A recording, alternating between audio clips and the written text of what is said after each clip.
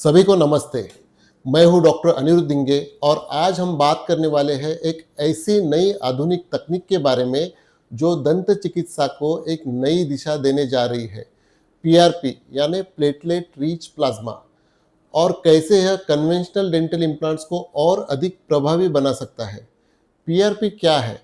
सबसे पहले समझते हैं कि पीआरपी होता क्या है।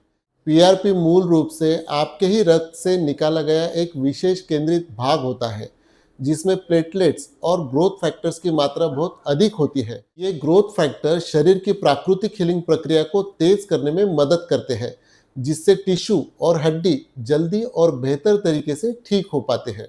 अब सवाल आता है, डेंटिस्ट्री में पीआरपी का उपयोग कैसे किया जाता है।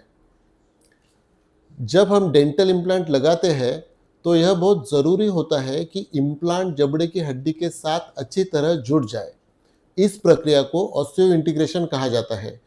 यहीं पर पीआरपी की भूमिका महत्वपूर्ण हो जाती है।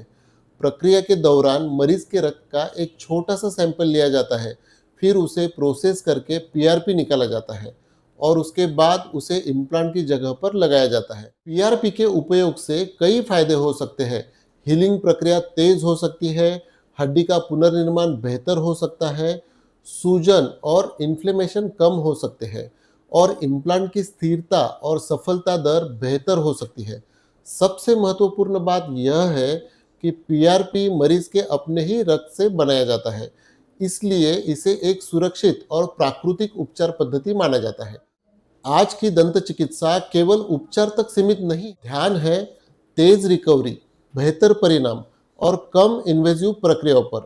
पीआरपी जैसी तकनीक से हमें मरीज को बेहतर और अधिक विश्वसनीय परिणाम देने में मदद कर रही है। अगर आप डेंटल इम्प्लांट करवाने के बारे में सोच रहे हैं तो अपने डेंटिस्ट से यह जरूर पूछें कि क्या पीआरपी थेरेपी आपके केस में फायदेमंद हो सकती है।